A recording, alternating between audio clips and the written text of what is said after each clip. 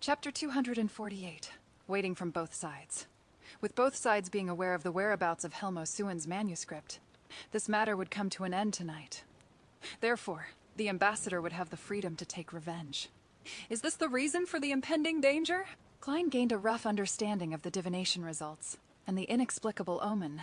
If he didn't have the language of foulness charm or the powerful bodyguard that cost him 1,000 pounds for 3 days, he would have shamelessly gone to the police station, or the Church of the God of Steam and Machinery's headquarters in Backlund, St. Ireland Cathedral for a temporary stay.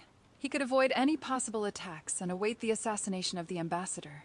As for how successful the assassination would be, Klein wasn't confident either. He had already considered the worst outcome and had a plan for it. But now, with double the preparations, he no longer wanted to avoid it. He would stay at home and pretend that he knew nothing. Deep down, he was even looking forward to having his attackers come knocking at his door. Sequence 9 Hunter Mersault was killed by me. If they send someone else again, they would at least be a Sequence 7, or even a Sequence 6 or 5. They might even come in numbers, but regardless, as long as I finish them, I will obtain formulas and Beyonder characteristics. I can then make up for some of my losses. Yes, I will tell Miss Bodyguard that I had good luck and managed to benefit from the black ear that I bought and became a Beyonder. After all, when the battle becomes intense, Therese no way to hide it at that point. Besides, what I am saying is nearly the truth. I did benefit quite significantly from the black ear. As Klein considered what would soon follow, he almost instinctively drew the sign of the crimson moon on his chest. May the goddess bless me that the Beyonder who comes is the one from the seer pathway. He prayed silently. As he thought of this, he looked around the room for his bodyguard. He was worried that she would run away without a sound after hearing the whole story. The lights in the dining room were warm, illuminating the coffee table, sofa, and chairs. There was no one else in the room except him. As Klein gradually grew nervous, he suddenly saw a face appear on the glass cover of the gas lamp in the living room. The face was pale, with pale gold hair and delicate looks. This lady is quite confident in her own strength. Klein's mind calmed down, and he whispered to himself, I am also a Beyonder. I made a gamble on an item I bought from Kaspar's gathering and benefited from it. But it was only beneficial for me. What he said was true. No matter what method he had to face, these sentences would endure a truth test. But when these two sentences were put together, one would think that the benefits made him a Beyonder. The face on the glass cover nodded slightly and quickly disappeared without any other reaction. Klein's expression didn't seem to change, but he secretly exhaled in his heart. Without taking off his coat, he went back to the sofa and picked up a newspaper and started reading. After a while, the tinkling sound echoed again. Someone had rung his doorbell again. Who is it? Klein immediately tensed up. He stuffed his hands into his pockets, touching his tarot cards in language of foulness charm. He slowly walked towards the door, and with the help of his abilities as a clown, he predicted what he would see after opening the door. The crimson moon was still faintly visible. The elegant gas lamps were unchanged, and a sergeant in a black and white checkered uniform with 3 chevrons on his epaulets was impatiently waiting by the door. He had a short, brown beard, and he was none other than the sergeant who had dealt with Sherlock Moriarty's case of self-defense. I think Jurgen mentioned his name. Sergeant Faxine? Well, I can receive the 10-pound bail tomorrow or the next day. What is he doing here? Did my 9 send him to find Ian Wright? Or to inform me that I should temporarily hide away from danger? Confused. Klein grabbed the handle, inside the Intis embassy of Backlund's Westborough. The lights were on.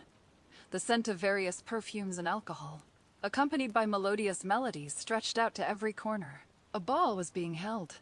During his years as an ambassador, Backlund had often held balls at the embassy, inviting the kingdom's bankers, big factory owners, philanthropists, and other well-known, rich and powerful people, as well as lawyers. Random opportunities were also given to some of the lower-ranked merchants.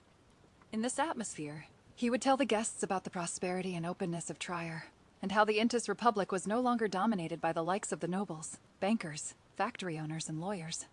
They directly and indirectly took over a large portion of the parliamentary seats, determining the direction of the government policies, enjoying true freedom and high statuses. Today, Bakerland was doing the same thing. With a wine glass in hand, he flitted around the guests, as if to prove that he was present at the ball without leaving. They should have gotten the manuscript by now. After learning that Ian Wright appeared at the telegraph office from that trembling detective, I have been putting plans into action.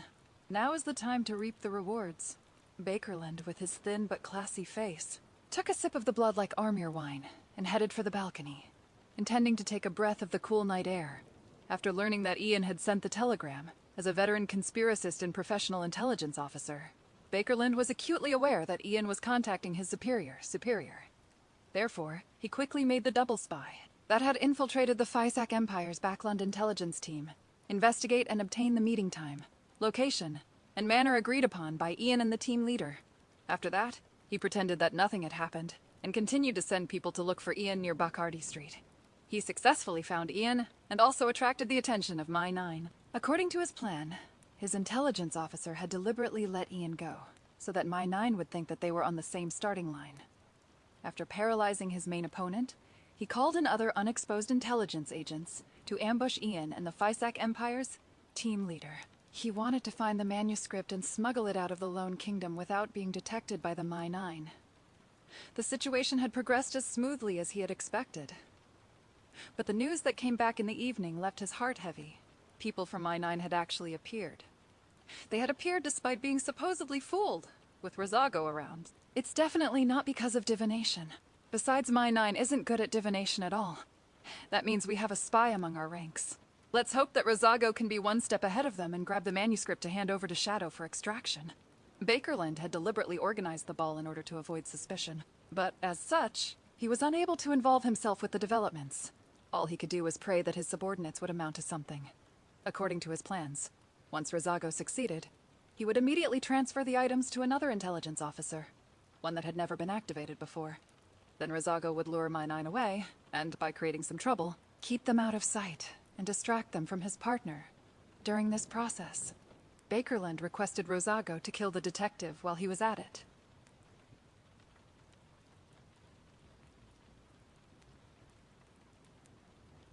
If it wasn't for him, no one from I-9 would have known about it. Everything would have gone smoothly. My involvement with the Zenmanger gang wouldn't have been revealed, and I wouldn't be transferred back to the country. He actually didn't run away, thinking that My-9 would keep protecting him, and that staying at home is safer than running away. Bakerland rubbed his face. He had already received orders that after the operation regarding the manuscript had been completed, and he would hand all intelligence matters to the highest-ranking military officer at the embassy and await the arrival of the new ambassador. Bakerland was rather reluctant to part with Backlund. Despite the bad weather and heavy pollution, Backlund was one of the most prosperous cities in the world. Besides, the ladies here are more conservative, unlike those sluts back home. Slowly seducing them into bed and removing their restraint, bit by bit, is a very satisfying and fascinating achievement. Unfortunately, I have to bid farewell to these beautiful ladies, Bakerland thought gloomily, and he felt more and more resentful of the detective who dared to put up resistance. As for Rozago's own safety, Bakerland wasn't worried at all. He believed that as long as Rozago wanted to, as long as he wasn't targeted by a high-sequence Beyonder, he would be able to escape immediately. This was because Rozago had special Beyonder powers. As he lost himself in thought, Bakerland's eyes suddenly lit up. He saw a young lady in a crimson dress standing at the edge of the balcony with a glass of wine in her hand. She had a pretty face and a gentle temperament. Her hair was ink black and luxuriant, and her light brown eyes seemed to speak volumes. Bakerland went over at once and began to chat with her. He learned that the lady was the daughter of a timber merchant named Eileen, and that her father wasn't very rich, and was trying to make his way up the ranks. With his status as Inta's ambassador, Bakerland quickly received Eileen's affection. After sharing 2 dances, their bodies became more intimate. Beautiful lady, I would like to invite you to my room to sample some Ormir wine of 1286. Eileen replied, almost without any hesitation. All right. The 2 of them left the ballroom and secretly went to the 2nd floor. They entered Bakerland's room, and he ordered the guards to stay away from them and not to disturb him. Before the so-called Ormir wine 1286 appeared, Bakerland had passionately brought Eileen to the bed. While romping around in bed, Eileen's simple skirt came undone as her pure, fair arms hugged him. While her hands gripped Bakerland's shoulders, her nails and veins suddenly sprouted black. Thin, fluffy spider feet. Bang! Eileen's eyes suddenly bulged as white foam poured out of her mouth. Bakerland retracted the fist that he had used to hit her abdomen, and stood up from the bed. He no longer had the hasty actions from before, and instead wore a cold expression. "Who sent you?" Bakerland asked in a deep voice. Eileen attempted to stand up, but the pain was too much to bear.